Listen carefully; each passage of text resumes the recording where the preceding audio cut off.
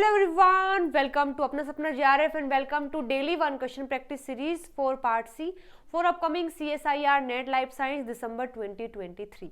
आइए वीडियो शुरू करते हैं और देखते हैं आज कौन से क्वेश्चन को हम प्रैक्टिस करने वाले हैं।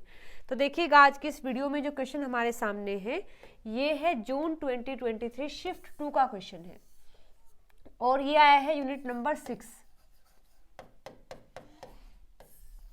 यानी क्वेश्चन है प्लांट फिजियोलॉजी से।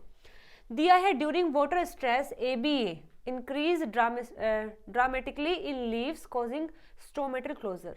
Given below are the various events involved in this process. इसमें लिखा है कि अगर प्लांट के अंदर पानी की कमी हो जाती है, वाटर स्ट्रेस हो जाता है, तो ABA जो है यानी एब्सिसिक एसिड जो एक प्लांट हार्मोन है उसकी कंसंट्रेशन बढ़ जाती है, जिसकी वजह से लीव्स के अंदर जो स्टोमेटा है वो क्लोज हो जाते हैं। तो आपसे पूछा है कि कौन कौन सा जो आपको प्रोसेस दी है उनको सही सीक्वेंस में करना है, यानी क्या चीज़ें पहले होती हैं क्या बाद में होती है। यहाँ सही गलत नहीं बताना है, ये सारे सही हैं, बस आपको मैच करना है कि कौन सा इवेंट पहले होता है, फिर कौन सा बाद में, फिर कौन सा उसके बाद, फिर कौन सा उसके बाद, ये आपको बताना है। ठीक है, ओके चलिए मैं आपको पहले बता देती हूँ। तो ये है स्टोमेटा, ये लीफ में प्रेजेंट होते हैं। इनका काम होता है कि अगर प्लांट के अंदर एक्सेस वाटर है तो वो ट्रांसपिरेशन कर देते हैं, मतलब अगर बाहर सनलाइट ज़्यादा है, ठीक है, तो पानी जो है प्लांट के अंदर वो वेपर्स की फॉर्म में बाहर निकल जाता है, उस प्रोसेस को बोलते हैं ट्रांसपिरेशन। लेकिन अगर प्लांट में पहले से ही पानी की कमी है तो वो अपने सारे स्टोमेटा को बंद करना चाहेगा, क्योंकि अगर स्टोमेटा ऑन रहे तो ट्रांसपिरेशन होगा तो सारा पानी बाहर निकल जाएगा, पहले ही पानी की कमी है। तो जैसे ही वाटर स्ट्रेस होता है तो प्लांट सबसे पहले अपने स्टोमेटा को क्लोज करता है। ठीक है, अब उस क्लोज करने में हेल्प करता है ABA यानी कि एब्सिसिक एसिड जो प्लांट हार्मोन है। अब वो कैसे काम करता है ये हम देखने वाले हैं। तो ये है स्टोमेटा के स्ट्रक्चर, जिसमें ये होते हैं एपिडर्मल सेल, ये दो जो हैं आपको दिखाई दे रहे हैं, ये और ये है गार्ड सेल, ये है गार्ड सेल यहाँ पर। ठीक है, और ये है स्टोमा, मतलब कि ये वो पोर है जहाँ से पानी रिलीज होता है। तो ये स्टोमा है, ये क्लोरोप्लास्ट है, ये न्यूक्लियस है। तो अब अगर ये इस तरीके से है यहाँ पर तो ये ओपन है, इसको बोलते हैं ओपन स्टोमेटा। और अगर ये बंद हो जाते हैं, ऐसे दोनों मिल जाते हैं गार्ड सेल, तो ये जो स्टोमा है, ये जो पोर है, ये क्लोज हो जाता है। ठीक है, तो हमें ऐसे करना है, जब वाटर स्ट्रेस होता है तो ये जो स्टोमेटा है यहाँ से इस फॉर्म में कन्वर्ट हो जाते हैं।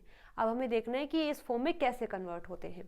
ठीक है, तो देखिए अगर स्टोमेटा हमें ओपन करना है तो क्या करना होगा। स्टोमेटा अगर ओपन करना है तो सबसे पहले हमें इंक्रीज करनी पड़ेगी सोल्यूट की concentration in the guard cell. जो गार्ड सेल थे दोनों जो स्टोमा को कवर कर रहे थे, उनके अंदर हमें सबस्ट्रेट की यानी कि जो सोल्यूट है उसकी कंसंट्रेशन को इंक्रीज करना होगा।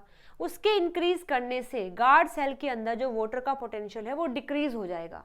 वाटर का पोटेंशियल डिपेंड करता है डायरेक्टली ऑन द वाटर की कंसंट्रेशन पर। अगर पानी ज़्यादा है तो वाटर का पोटेंशियल ज़्यादा है, अगर पानी कम है तो पोटेंशियल कम है। तो अगर गार्ड सेल के अंदर मैं सोल्यूट को बढ़ाती हूँ तो ओवरऑल जो सोलवेंट है यानी जो वाटर है वो कम हो जाएगा। पानी अगर कम होगा, सोलवेंट अगर कम होगा, तो वहाँ पर जो वाटर पोटेंशियल है वो डिक्रीज हो जाएगा। और जब वाटर पोटेंशियल डिक्रीज होगा तो एंडोऑस्मोसिस होगा। ऑस्मोसिस क्या है? एक ऐसी प्रोसेस है जिसमें पानी मूव करता है from higher concentration to the lower concentration. अब गार्ड सेल के अंदर जो पानी का पोटेंशियल है या फिर जो कंसंट्रेशन है वो लोअर है, तो बाहर से आसपास से जो पानी है वो उसके अंदर मूव कर जाएगा। तो पानी जब गार्ड सेल के अंदर मूव करता है तो उसको बोलते हैं एंडोऑस्मोसिस। तो जैसे ही वाटर पोटेंशियल डिक्रीज होता है तो वहां पर एंडोऑस्मोसिस होता है, यानी बाहर सराउंडिंग से पानी गार्ड सेल के अंदर आ जाता है। जैसे ही एंडोऑस्मोसिस होती है तो गार्ड सेल जो है वो स्वेल हो जाते हैं, फूल जाते हैं। फूलने के बाद वहाँ पर जो टर्जिडिटी है वो इंक्रीज होती है और गार्ड सेल जो है ओपन हो जाते हैं। तो स्टोमा जो वाला पार्ट है, तो जो ओपनिंग है वो भी ओपन हो जाती है, तो स्टोमेटा ओपन हो जाता है। ठीक है, तो अगर मुझे स्टोमेटा को ओपन करना है तो सोल्यूट की कंसंट्रेशन को इंक्रीज करना पड़ेगा, जिस वजह से वाटर पोटेंशियल डिक्रीज होगा, एंडोऑस्मोसिस होगा, गार्ड सेल स्वेल करेंगे, टर्जिडिटी इंक्रीज होगी, ओपनिंग ऑफ स्टोमेटा हो जाएगी। अब अगर मुझे स्टोमेटा को क्लोज करना है तो जस्ट अपोजिट करना होगा। यहाँ पर सोल्यूट की कंसंट्रेशन मैंने बढ़ाई है, वहाँ मुझे कम करनी पड़ेगी। देखते हैं कैसे। अगर मुझे स्टोमेटा को क्लोज करना है तो डिक्रीज करनी पड़ेगी सोल्यूट की concentration into the guard cell. अब गार्ड सेल के अंदर अगर सोल्यूट कम हो गया है तो अल्टीमेटली सोलवेंट यानी कि पानी यानी कि वाटर वो बढ़ गया है, और अगर पानी बढ़ा है तो पानी का पोटेंशियल भी बढ़ा है, यानी पानी की कंसंट्रेशन अगर बढ़ी है तो वाटर पोटेंशियल भी बढ़ा है। और फिर वहां पर होगा एक्सोस्मोसिस, मतलब पानी कैसे मूव करता है, फ्रॉम हायर टू लोअर। अब हाई कहाँ है, गार्ड सेल के अंदर हाई है, सराउंडिंग में कम है, तो गार्ड सेल से पानी बाहर निकल जाएगा। बाहर निकलेगा तो एक्सोस्मोसिस होगा, और जब एक्सोस्मोसिस होता है तो गार्ड सेल जो है श्रिंक हो जाते हैं। वहां तो स्वेल किए थे, यहाँ श्रिंक हो जाते हैं, टर्जिडिटी डिक्रीज हो जाती है और स्टोमेटा क्लोज हो जाता है। ठीक है, तो ये है क्लोजिंग ऑफ द स्टोमेटा। अब ये तो हमने पढ़ा है फ्लो चार्ट में, मतलब ये तो हमने डायरेक्ट देख लिया है कि सोल्यूट बढ़ा है घटा है। अब सोल्यूट बढ़ता कैसे है घटता कैसे है ये भी देखना है, क्योंकि हमारे क्वेश्चन का लेवल वहीं तक गया हुआ है, केवल पीछे तक नहीं है। वो तो एक थोड़ा सा बेसिक सी चीज़ें हैं, बढ़ता कैसे है वो मैं आपको बताने वाली हूँ। ठीक है, तो देखिएगा, ये है मेरे पास एक स्टोमेटा, स्टोमेटा का ये गार्ड सेल है, ये गार्ड सेल है। सारी चीज़ें जितनी भी होती हैं, एंडोस्मोसिस, एक्सोस्मोसिस, सोल्यूट का बढ़ना घटना, वो सब गार्ड सेल में होता है। ठीक है, तो यहाँ मैं दो कंडीशन ले रही हूँ, एक है जहाँ ABA नहीं है और यहाँ ABA है।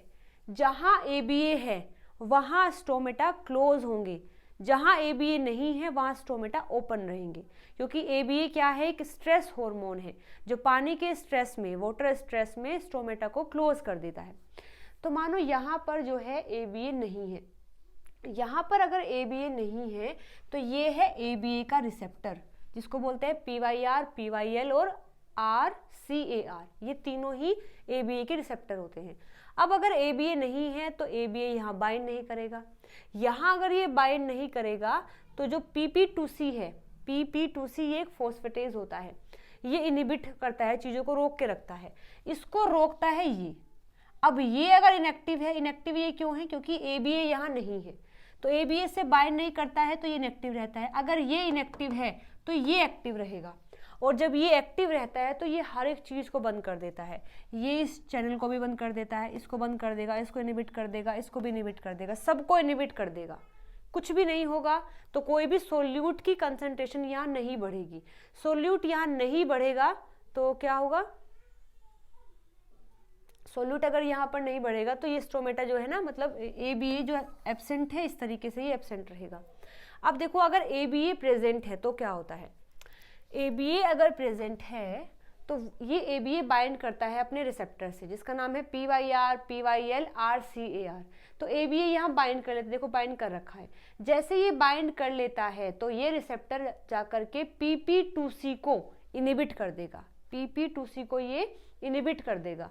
इनहिबिट अगर ये करेगा इसको, तो ये जिसको भी इसने रोक के रखा था उसको भी नहीं रोक पाएगा। अब सबसे पहले इसने रोका था इस चैनल को, ये क्या करता है, कैल्शियम को अंदर एंट्री देता है। तो यहाँ तो कैल्शियम अंदर नहीं आ रहे थे, लेकिन यहाँ पर कैल्शियम अंदर आएंगे। ठीक है, यहाँ पर कैल्शियम अंदर आएंगे तो कैल्शियम का जो लेवल है वो यहाँ पर बढ़ेगा। जैसे ही कैल्शियम का लेवल यहाँ पर बढ़ता है तो ये जाकर के ज्वाइन करता है CPK से, जो एक्टिवेट करता है SNRK को। SNRK क्या है, ये काइनेज है, मतलब ये क्या होता है, एक्टिव होता है और ये दूसरों पर फोस्फेट ऐड करता है, क्योंकि ये काइनेज है। तो इसको खुद को एक्टिव होने के लिए SPK हेल्प करता है, SNRK को एक्टिव कर देता है। जैसे ये एक्टिव होता है तो उसके बाद फिर यहाँ पर जो SLAC1 S टाइप एक चैनल है उसको एक्टिवेट करता है, और एक R टाइप चैनल है उसको एक्टिवेट करता है। जैसे ही दोनों एक्टिव होते हैं तो इस गार्ड सेल में जितने भी एनायन हैं, नेगेटिवली चार्ज जितने भी आयन हैं, उनको बाहर निकाल देगा। कैल्शियम अंदर आएंगे, आयन्स बाहर निकलेंगे। ठीक है, अब यहाँ पर और क्या होता है कि इसके बाहर निकलने से ये जो पोटेशियम का चैनल है ये भी ओपन होता है, और यहाँ से पोटेशियम भी बाहर निकल जाते हैं, आउट हो जाते हैं। समझ आ गया। अब देखो, इसमें तो क्या हुआ कि सारे जितना भी सोल्यूट था वो बाहर निकाल दिया गया। देखो, जितने भी एनायन हैं वो बाहर निकाल दिए, यहाँ से एनायन बाहर निकल गए, पोटेशियम यहाँ से बाहर निकल गया। तो यहाँ पर जो सोल्यूट की कंसंट्रेशन है वो कम हो गई है। अब यहाँ सोल्यूट अगर कम हो गया है तो वाटर बढ़ गया है, वाटर बढ़ा है तो एक्सोस्मोसिस होगा, ये श्रिंक कर जाएगा और ये क्लोज कर देगा। यहाँ पर देखो, ये सारे चैनल बंद हैं, ये भी बंद है, ये भी बंद है, तो एनायन जो है इसके अंदर ही रहेंगे, सारे एनायन जो हैं इसके अंदर रहेंगे। पोटेशियम भी बाहर नहीं निकला है तो पोटेशियम भी अंदर रहेगा, तो सोल्यूट की कंसंट्रेशन अंदर ज़्यादा रहेगी, वाटर का पोटेंशियल डिक्रीज होगा, तो यहाँ एंडोऑस्मोसिस होकर के गार्ड सेल स्वेल करके स्टोमेटा को ओपन कर देता है। ठीक है, तो ये फिनोमिना है ABA का। ओके, यहाँ पर भी देख लीजिए, सबसे पहले इसमें नंबरिंग के हिसाब से बताया है कि फर्स्ट में तो क्या होता है, सबसे पहले जो है फर्स्ट स्टेप में क्या होता है कि जो रिसेप्टर है ABA का, उससे ABA बाइंड करता है। जैसे उससे ABA बाइंड करता है तो वहाँ पर एक और फिनोमिना है ROS, यहाँ पर भी ROS था। ओके, मैं यहाँ बता देती हूँ। ROS क्या है, रिएक्टिव ऑक्सीजन स्पीसीज होती हैं, तो ये क्या करती हैं, ROS बनता है, मतलब कि H2O2 से O2 नेगेटिव बन जाता है, मतलब कि यहाँ जो रिएक्टिव स्पीसीज है वो बन जाती हैं। ये क्या करती हैं, ये कैल्शियम के चैनल को ओपन करके कैल्शियम की अंदर एंट्री देती हैं। जैसे देखो यहाँ पर भी ऐसे हुआ था, ये जो ROS है ये मतलब फॉर्म होकर के इसको एक्टिव करता है, ये फिर इसको एक्टिव करके कैल्शियम की अंदर एंट्री होती है। ठीक है, तो यहाँ पर भी ये जो ROS है ये बनते हैं और कैल्शियम के चैनल को एक्टिव करते हैं, फिर कैल्शियम अंदर आता है। ये कैल्शियम अंदर आकर के क्या करता है, जो पोटेशियम है उसे हमें बाहर निकालना है तो उसे अंदर नहीं आने देता है, सबसे पहले तो ये करेगा। ठीक है, तो पहले क्या हुआ, यहाँ ABA ने इस पर बाइंड किया, उसके बाद ROS बना, उससे कैल्शियम चैनल ओपन हुआ, कैल्शियम अंदर आए। थर्ड पॉइंट देखो कहाँ है, थर्ड पॉइंट है यहाँ पर। दो फिनोमेना चलते हैं, एक तो कैल्शियम चैनल बाहर से अंदर लेके आता है कैल्शियम को, दूसरा क्या होता है कि जो वैक्यूल में चैनल लगा है वो एक्टिव होता है। तो ABA की बाइंडिंग की वजह से जो IP3 पाथवे है वो एक्टिव होता है और वो वैक्यूल से कैल्शियम को बाहर निकालता है। मतलब दोनों ही फिनोमिना में कैल्शियम जो है अंदर आया है, यहाँ पर भी कैल्शियम डायरेक्ट अंदर आया है बाहर से, और यहाँ इसी में जो वैक्यूल है वहाँ से कैल्शियम बाहर निकला है। तो दोनों केस में कैल्शियम यहाँ ज़्यादा हो गया है। कैल्शियम यहाँ ज़्यादा होकर के क्या करता है, ये इसको पोटेशियम को अंदर आने से रोकता है। हम चाहते हैं पोटेशियम बाहर रहे, साथ साथ में यहाँ से भी कैल्शियम बाहर निकल के आता है। जो एनायन होते हैं Cl नेगेटिव है, ठीक है, इसको ये बाहर निकालता है, पोटेशियम को भी बाहर निकालता है। जैसे देखो आपने यहाँ पे भी देखा है, एनायन जो बाहर निकले हैं वो क्या है, कैल्शियम एनायन है, ये भी कैल्शियम है, और क्लोरीन है, सॉरी क्लोरीन है, ये बाहर निकलते हैं, पोटेशियम भी बाहर निकलता है। तो कैल्शियम आता है अंदर, क्लोरीन बाहर जाता है, पोटेशियम बाहर जाता है। ठीक है, ऐसे ही यहाँ सब कुछ आपको दिखाया हुआ है। उसके बाद सोल्यूट की जो कंसंट्रेशन है वो यहाँ डिक्रीज हो जाती है और उसके बाद फिर यहाँ एक्सोऑस्मोसिस होकर ये श्रिंक करके उसको बंद कर देते हैं। ठीक है, तो यहाँ आपको बताया है कि जो सोल्यूट की कंसंट्रेशन है वो कैसे कम होती है। तो देखिएगा, एक बार फिर से रिकॉल कर देती हूँ कैसे कम हुई है। सबसे पहले ABA ने यहाँ बाइंड किया, ये एक्टिव हुआ, एक्टिव होकर ROS बना, ROS ने कैल्शियम चैनल को ओपन किया, कैल्शियम अंदर आए। एक तो ये तरीका है कैल्शियम का अंदर आने का। दूसरा ये है कि जो IP3 पाथवे होता है, IP3 डैग जो पाथवे होता है वो रन होता है, जिससे जो वैक्यूल में कैल्शियम का चैनल है वहाँ से कैल्शियम बाहर निकलते हैं। दोनों ही तरीके से साइटोप्लाज्म के अंदर, गार्ड सेल का जो साइटोप्लाज्म है उसमें हमने कैल्शियम का लेवल बढ़ा दिया है। क्यों बढ़ाया है, क्योंकि ये कैल्शियम आगे फंक्शन करेगा। ये क्या फंक्शन करता है, पोटेशियम को अंदर आने से रोकता है और पोटेशियम को बाहर भेजता है।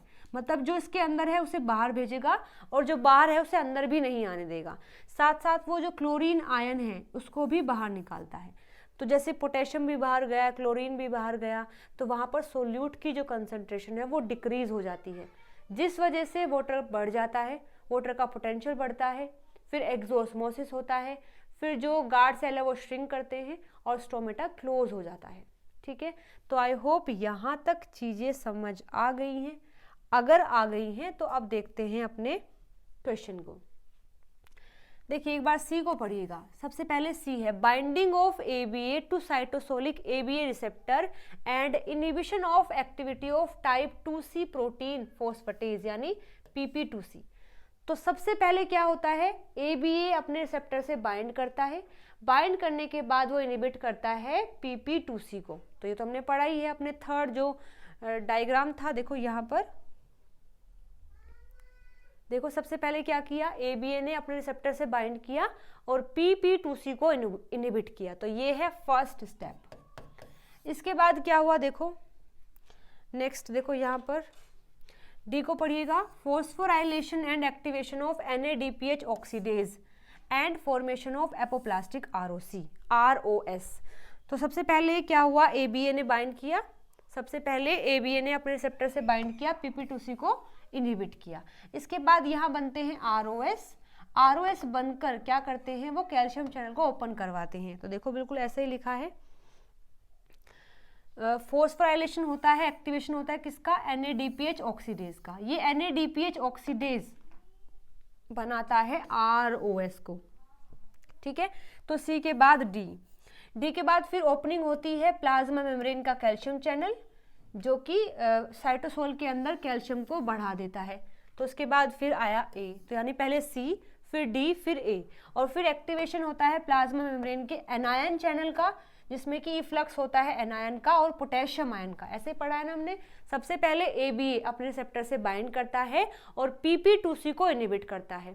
उसके बाद NADPH ऑक्सीडेज एक्टिव होता है और वो बनाता है ROS के बनने से जो कैल्शियम का चैनल है वो ओपन होता है और साइटोसोल के अंदर कैल्शियम का जो लेवल है वो बढ़ता है। अब ये कैल्शियम फ्लक्स करवाता है, मतलब बाहर निकालता है एनायन को, जो कि था क्लोरीन और पोटेशियम को बाहर निकालता है। बाहर निकालने से सोल्यूट की कंसंट्रेशन कम हो जाती है, पानी बढ़ जाता है, एक्सोस्मोसिस होता है, श्रिंक होता है और फिर स्टोमेटा क्लोज हो जाता है, ठीक है। तो मतलब पहले D फिर C फिर A फिर B, CDAB यानी कि fourth option is the right answer for this question. I hope ये क्वेश्चन आपको समझ आ गया है। अभी भी अगर कोई डाउट लगता है तो आप कमेंट करके मुझसे पूछ सकते हैं। ये इन्फॉर्मेशन आपके लिए अगर नहीं है तो इसको भी आप नोट डाउन कर ले। ये है यूनिट नंबर 6 का टॉपिक, स्टोमेटा क्लोजिंग और ओपनिंग, ठीक है। चलिए मिलते हैं अगली वीडियो में नए क्वेश्चन के साथ में। Till then bye bye, take care.